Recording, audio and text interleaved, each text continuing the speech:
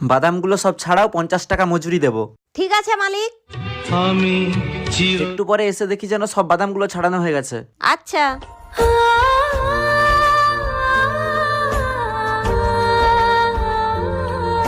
কিছুক্ষণ পর। হয়েছে সব ছাড়ানো? হ্যাঁ।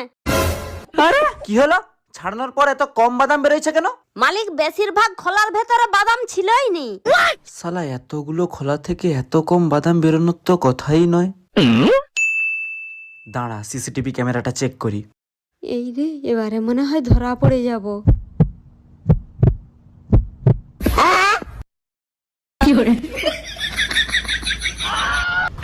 কি গো, তাই যে খোলার ভেতরে বাদাম ছিল নি? বেতালে বলা হয়ে গেছিল, আসলে অনেকগুলো হুনমান আসছিল যাতে না বাদাম খেয়ে এলে, তাই কিছু বাদাম আমি লুকিয়ে রাখছিলাম। শালা 50 টাকা দেবো বলছিলাম আর 1 টাকাও দেবো নি।